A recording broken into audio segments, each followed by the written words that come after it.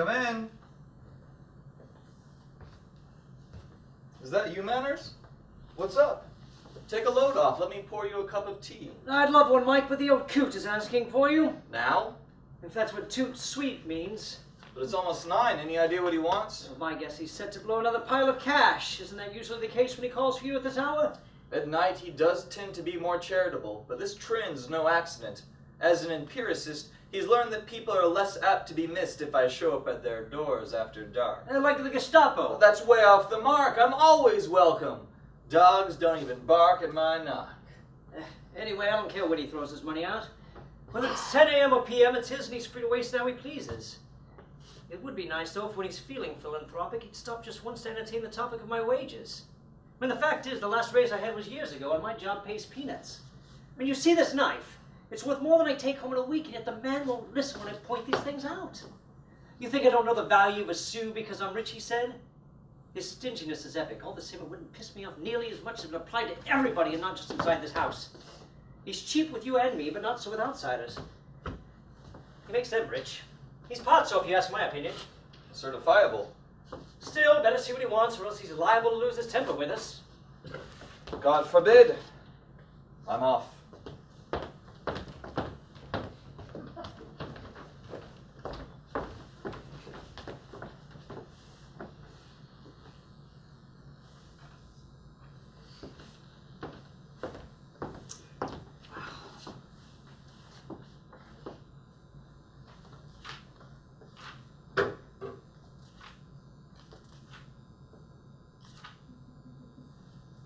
You sent for me, sir? Huh? I did. Was I misled? You don't need me to run an errand? What? Oh, yes.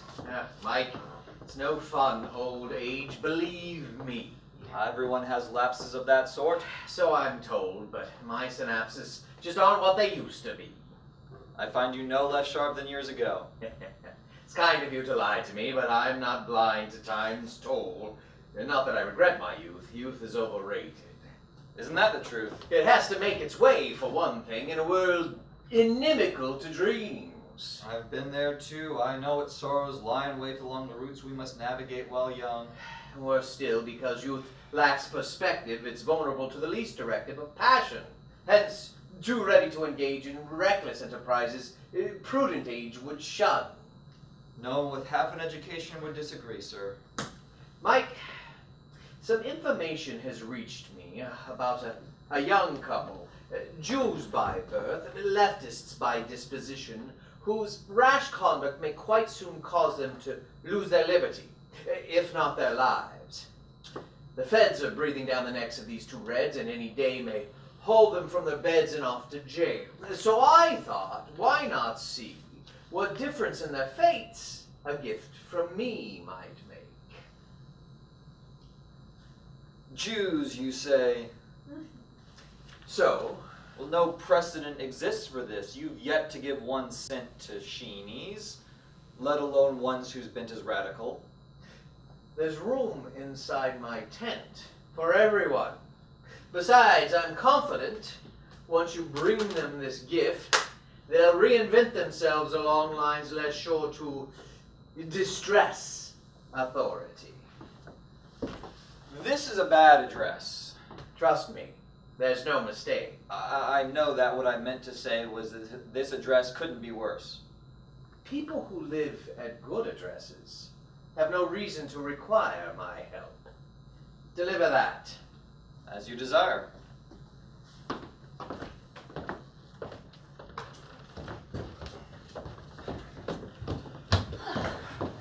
I hope, comrade, you found the brisket to your taste. What's that she said?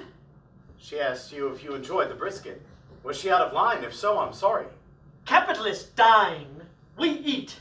If the distinction is too fine for you, note how your average man of means who dresses in Brooks Brothers, not blue jeans, dates models out of fashion magazines, and travels everywhere in limousines. At dinner, won't touch humble pork and beans for him. Only the hottest of cuisines will do. While we feed not for pleasure, but to keep our strength up for the class war. What we swallows of no interest to us. Do I make myself clear? Stroganoff or stew, truffles or tripe, it's all one. The aesthete that can chew without sauces on his meat can choke for all we care. Amen. Say you'll forgive Ethel this once. She was a fool to let a vanity maker go looking for compliments. As if her greasy cooking deserved them. Yes, I beg you, as a friend, to pardon me. In your attempt to mend the rip, you've made it worse. Have you forgotten that till the revolution it's verboten for us to have friends? All our energies are needed to defeat our enemies. The boss, the banker, friendships for the weak of knee and mind. Next time before you speak, try thinking, Ethel! I swear I won't slip again. What we applaud is comradeship, in which we link arms and in lockstep go where we're told by our leader, Uncle Joe, of Generals Generalissimo. But that's enough about this. You didn't invite me to dinner to bask in the warmth of my presence. Out with it! In the name of the proletariat, what's going on? You'll say I'm overwrought, but I suspect we're near to being caught in jail. Do you? And your proof? We've been taught to quiver when the government is closing in, and I'm all a quiver now. Supposing there's something of these extrasensory misgivings. What is it you want from me? We dared to hope you might agree to help us vanish underground. I see. Now that you've changed the course of history, you fear to answer for it? Not at all. But if they lock us up, we'll be of little use to the party. Also, we have sons too young to manage on their own. It stuns me, comrade, that despite my reprimand, you've got soft once more. Don't you understand you'll get no place with me with sentimental appeals, or do you suffer from some mental deficiency? Who's that? If you'd asked me, I'd say it's the FBI. Julius, let's flee. We'll take the fire escape. The FBI would knock much more aggressively, in my opinion. See who's there, then.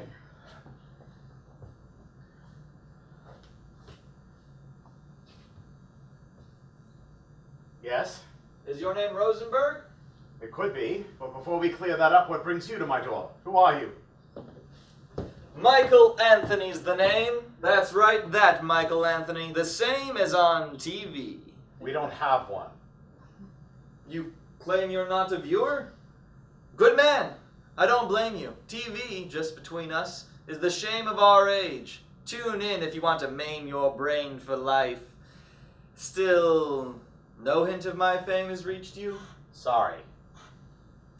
Well, here's what my game is. I am the conduit for the largesse of an old man so rich in the U.S. you won't find many others who possess more wealth or use it for good works with less desire for thanks. Who cares? What's it to me? I share Lenin's contempt for charity. It's a Band-Aid. However that may be, this token of his generosity is for you. What's the gimmick? Who is he, this paragon? His anonymity means everything to him, so I'm not free to breach it. Take it, please. You have my word, it's yours with no conditions. Whose absurd idea of a joke is this? Is that a check? Yes, for $1 million. What a sick son of a bitch you'd have to be to pull a stunt like this. Here, let me see. This is a cashier's check. That's right. It's real. You're telling me I'm rich? How does it feel? If I were you, I'd head straight for Brazil, where there's no extradition. Drink my fill of vino, then hit the Copacabana.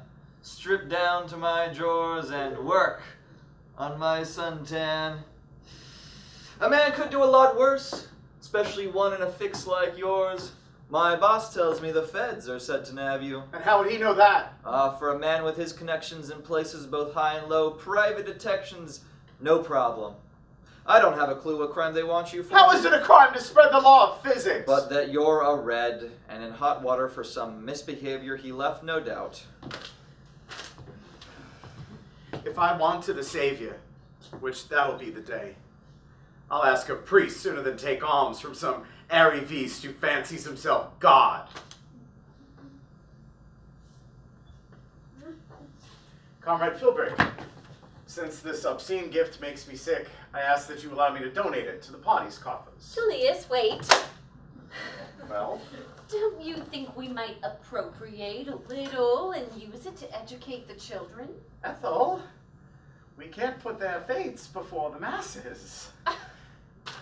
I appreciate your selflessness, comrade, but first I must learn more about this windfall. I don't trust its provenance, and therefore I insist on hearing why a bloat capitalist would give a fortune to a socialist. It makes no sense, no more than if a Jew would leave his money to a Nazi. You will never know the answer to that, I'm afraid, as I don't know either, and I'm paid, albeit not too handsomely, to hide my boss from Donies. But now, though I'd enjoy continuing our conversation, I must be off. So, adios, and I'm delighted to have met you. Not so fast. What's that for? Your next step will be your last if you try leaving. Since you can't supply the explanation I seek, you and I, together with the Rosenbergs, must hide ourselves off to your master, the fat cat. You've got the gun. I can't argue with that.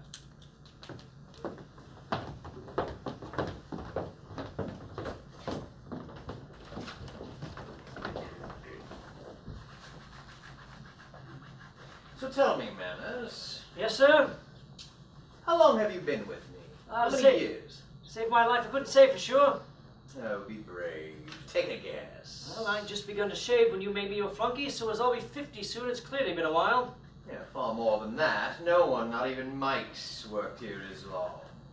Well, I still was just a type when I commenced. True. And that is why I like it, the more so as I'm getting on in years and death's now uppermost among my fears, to show you, while I still can, some thanks for your long and loyal service. But before I give this to you, we need to discuss a little matter strictly between us, for it's no one else's business. There's a thief at work in our midst. Silverware's been disappearing from the pantry. What? That's impossible. That I couldn't fail to spot. It's queer you've noticed nothing then. Why not? And how could a thief have possibly got access? Only 2 keys unlock the drawer the silverware's in. One's mine, the other's yours. And I cannot steal from myself. Are you implying that I've been stealing from you? Just trying to grasp what made you do it. Is your wage so low you feel you have the right to stage raids on my spoons? I very much resent what you're alleging.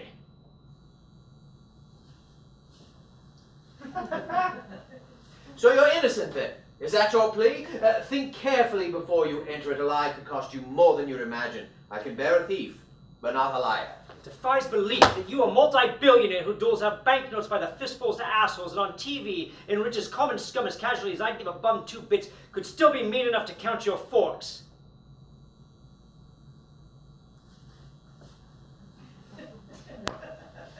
May I take that as tantamount to a confession? No! Wrong answer. Had you been a man and owned you'd done a bad thing, not only would I have let this slide, I'd have bestowed upon you this certified check for a cool $1 million. Sorry about that, Manners. Blame yourself, though, and get out. You're fired. What? You can't do that. My wife, our girls, you've seen them. Prepubescents whose blonde curls you always toss when they cross your path. What will I do to feed them? Once my wrath is kindled, it cannot be extinguished by cynical efforts to appeal to my good nature on the basis of emotion. Leave my house now.